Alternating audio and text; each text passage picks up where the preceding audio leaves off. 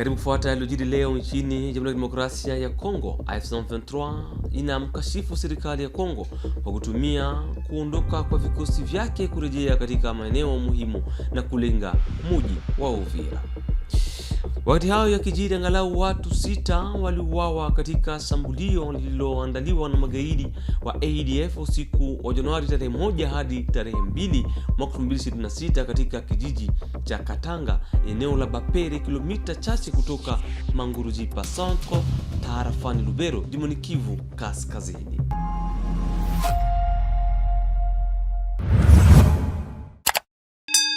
Hujambo. AFC M23 inasema serikali ya Kongo inatumia kuondoka kwa vikosi vyake kurejea katika maeneo muhimu na kuendeleza mashambulio dhidi ya vijiji vyenye watu wengi. Harakati hii inatoa onyo kuhusu hatari ya mauaji ya halakini na inasema inasimama kando ya waathirika. Fuateni hapa taarifa kamili. Muungano wa AFC M23 umepinga shutuma za serikali ya Kinshasa za kuiba maeneo zilizotolewa na msemaji wa serikali Patrick Muyaya tarehe 31 Disemba uliopita na kusema kuwa ni propaganda na udanganyifu wa maoni ya watu.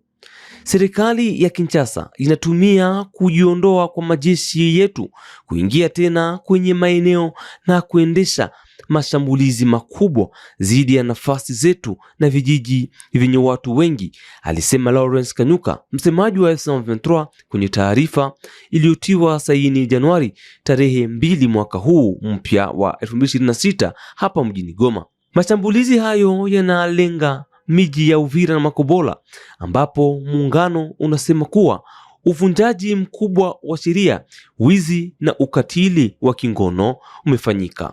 Kulingana na AFC M23, mashambulizi ya anga na mabomu yaliyoendeshwa na vikosi vya serikali ikiwemo FARDC, FDLR, Maimai Wazalendo na wapiganaji wa kigeni yamesababisha watu 4 kufariki na 55 kujeruhiwa katika Kamanyola na kusababisha wakazi wengi kuhama. Muungano pia unashutumu hatua dhidi ya machafuko ya amani Uvira. Tarehe 22 Disemba mwaka uliopita, vikosi vya Kinshasa vilipiga risasi kwa raia waliokuwa kwenye maandamano ya amani, hatarisha maisha ya watu wasio na hatia, amesema Lawrence Kanyuka. AFC M23 inawaonya jumuiya ya kimataifa kuhusu hatari halisi na karibu ya mauaji makubwa dhidi ya Watusi wa Kongo na inashauri tahadhari dhidi ya maeneo ya chuki, ubaguzi na ukiukaji wa makubaliano ya Doha. Muungano unasema kuwa serikali ya Kinshasa inaendelea kuwa na hatia ya uhalifu, kuhamisha watu kwa nguvu na kudhoofisha usalama mashariki mwa DRC, na inasema ipo kando ya waathirika kulinda usalama na heshima yao. Serikali ya Kongo imesema kwenye taarifa kuwa watu zaidi ya 1500 walihama kutokana na mapigano kwenye eneo la Kamanyola. Taarifa hizi zinatokea wakati wa mvutano kati ya eneo la Uvira. FARDC na Wazalendo walidai kwamba wamerudisha maeneo ya Makobola ya kwanza na ya pili. Wakati hayo yakijiri, AFC M23 inakashifu jeshi la FARDC kwa kurusha mabomu kwa Masisi Centre kwa kutumia ndege zisizo na rubani, drone za kivita, Ijumaa leo tarehe 2 mwaka huu wa 2026. Kulingana na msemaji wake, serikali ya Kinshasa ilipiga vibaya katika raia. Fuateni hapa ushuhuda.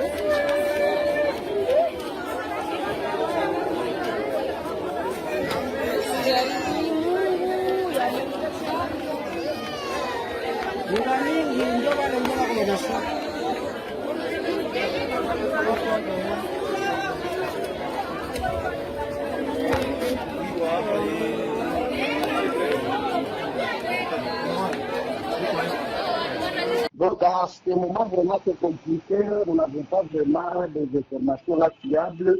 Là, Masisi, il y a plusieurs quartiers. Moi je suis juste à Mongaliema. Alors, donc il y a des rumeurs seulement qui circulent. Bon, ils donnent, mais c'est vrai qu'il y a des blessés. Mais après Afrika vraiment kueneo kusudi tujione benye baliumia c'était quoi. Juste que c'était ça. C'était calme, vraiment, il y a eu ambiance, les enfants chantaient, mais bon, à part ça, donc, leur prière, donc c'est traumatisant, quoi, c'est traumatisant, on peut dire. Mapigano yamerudi leo tarehe 2 Januari mwaka wa 2026 katika Katoi tarafani Masisi, jimboni Kivu Kaskazini. Maelezo kamili. Ces combats opposent les combattants de l'FCM 23 aux miliciens wazalendo alliés à l'armée congolaise. Depuis le matin, des tirs d'armes lourdes et légères sont signalés à Kasseni dans les secteurs de Katoi, à plus de 100 km à l'ouest de la ville de Goma. La situation n'est pas bonne. Les combats opposent les M23 et les Wazalendo à Kasseni. Le M23 veut reprendre Katoi Centre, situé à 7 km de la zone de combat, a déclaré Bazongo Jacques, chef du secteur de Katoi. La semaine dernière, lors d'une offensive, le milicien Wazalendo allié à l'armée congolaise avait récupéré la cité de Katoi, chef-lieu du secteur de Katoi, après de brefs combats.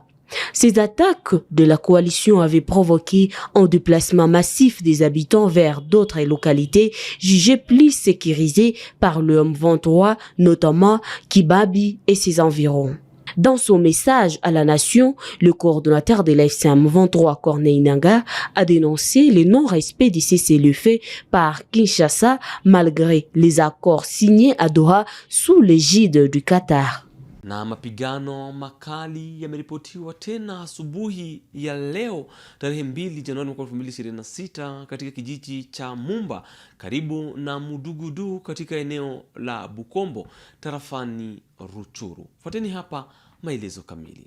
Selon des sources locales, les combats opposent les éléments de la 123 Wazalendo Sam CFDP depuis 5 heures du matin. Des détonations d'armes lourdes et légères ont été entendues dans la zone. Mumba reste régulièrement le théâtre d'affrontements en raison de la présence persistante des Wazalendo alliés au FDLR. Il y a encore des affrontements à Mumba, près de Mudugudu. Déjà hier, d'autres combats avaient eu lieu. Ces échanges de tirs inquiètent fortement la population de villages voisins, témoigne un habitant. Une accalmie temporaire avait été observée jeudi 1er janvier dans le village de Sissa, Mudugudu, Buhambira et Kanyati, désormais sous le contrôle de la 123, malgré la persistance de certains Wazalendo Samse FDP. Ces affrontements s'ajoutent à ceux de la veille qui ont provoqué un déplacement massif des populations vers le village voisin. Angalau watu 6 waliuawa katika shambulio lililoandaliwa na magaidi wa ADF MTM usiku wa tarehe 1 Januari hadi tarehe 2 mwaka 2026 katika kijiji cha Katanga, eneo la Bapere, kilomita chache kutoka Magurujipa Centre, tarafani Lubero, jimboni Kivu Kaskazini. Kulingana na wanajamii wa Bapere, wanajeshi wawili wa FARDC na raia 4 ikiwemo fundi wa pikipiki aliyefariki kutokea mshituko wa moyo wapo miongoni mwa waliouawa. Mji wa Magurujipa umeweza kuamka katika mazingira ambayo si nzuri, kwa sababu ni tangu jana pande za saa 2 usiku adui ameweza kuingia katika kitongoji kata Katanga Maendeleo na ameweza kutenda visivyo eleweka, kwa sababu watu wameweza kufariki. Ile ambayo imeonekana kwa sasa pasipo kujua matokeo ambayo yanaweza kuja baadaye ni watu karibia 5 wameweza kufariki huko Katanga na Maendeleo. Kuna na kijana ambaye ameweza kufariki kutokana na mlio wa masasi na ambayo inakuwa watu 6 ambao wameweza kufariki. Kuna na wale ambao 3 ambao wameweza kuumizwa. Kuna sivile 2 na askari 1. Na kati ya wale ambao wameweza kufariki kuna askari 2 na wengine ni wasivili. Jambo ambalo sisi shirika la raia tunaendelea kushutumu sana na tukihukumu sana, kwa sababu adui wakati anajipenyeza mahali ama katika kwenye shefli ya sekta ya Bapere, mahali ambapo kuna mzunguko wa askari VDP na hata na wa IPDF ambao wanaonekana, hakuna hata jambazi mmoja ambaye ameweza kunaswa. Hiyo ni jambo ambalo tunaendelea kushutumu, na kile ambacho tunaendelea kushutumu ni kwa sababu mlio ya masasi ilikuwa nyingi sana. Badala ya kufuatilia masasi natoka wapi na ni nini, watu wengi wale walichukua silaha walipiga masasi, na kwenye mtandao kulionekana ya kwamba kuna hiyo confusion ambayo ilisababisha watu wasiwazie kama ni adui. Na tuliona ya kwamba kwenye mtandao hata kuna hiyo ambayo tunaita jeu ya enemy, kwa sababu wengine waliweza kusema wanasukua masasi, wanamaliza mwaka endapo adui alikuwa ameingia kwenye mgeni. Ni kwamba watu wawe makini, kwa sababu adui anajipenyeza mahali ambapo watu wanajikuta ya kwamba wanakuwa katika mafarakano, na ndio maana adui ameweza kuwa watu, na tunaita raia ya sekta Bapere kuwa makini sana. Na baada ya sherehe za mwaka mpya, shughuli zimeanza tena kama kawaida Ijumaa tarehe 2 Januari mwaka 2026 hapa mjini Goma. Duka, masoko na usafirisho wa umma vinafanya kazi kawaida. Wanajamii wanaendelea na shughuli zao bila vizuizi. Hii inafuatia wito wa amani uliotolewa na meya wa Goma baada ya kuenea kwa vipeperushi mitandaoni kuhusu maandamano yaliyodaiwa. Tukibaki hapa mjini Goma, wakati wa mwaka mpya, wakazi wa Goma walieleza matakwa yao ya amani na maisha bora. Jules Ineza alitaka mwaka bora kwa wakazi wote. Yungu Roger anataka mwisho wa vita na kurudi kwa wakazi katika vijiji vyao vya asili. Kwa upande wake, Esther Mirabel alitaka hali katika mashariki ya nchi kuboreshwa. Na jimboni Ituri, Ijumaa hii wakazi wa mtaa wa Bankoko Bunia walishuka barabarani kupinga jaribio la kudaiwa la kuharibu eneo la shule ya msingi ya Bankoko. Barabara ilifungwa, matairi yaliwaka moto na vijana walipiga nyimbo, hali iliyosababisha hofu na hasira miongoni mwa wananchi. Ripoti toka Bunia na Rashid Kudra. Jamhuri ya Kidemokrasia ya Kongo imeanza rasmi Ijumaa tarehe 2 Januari mwaka 2026 kipindi chake cha miaka 2 katika Baraza la Usalama la Umoja wa Kimataifa.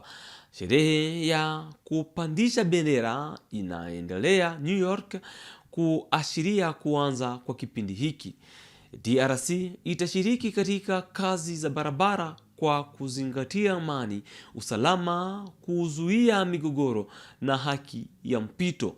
Waziri wa mambo ya nje Therese Kaikwamba Wagner alisitiza kwamba nchi itochukua jukumu lake kwa heshima na kujitolea katika huduma ya amani ya kimataifa. Mpendwa mtazamaji, pamoja na habari hizo za kidiplomasia, tunakomesha taarifa ya habari za leo iliyojiri nchini Jamhuri ya Kidemokrasia ya Kongo. Tukutane kesho kwa habari zingine.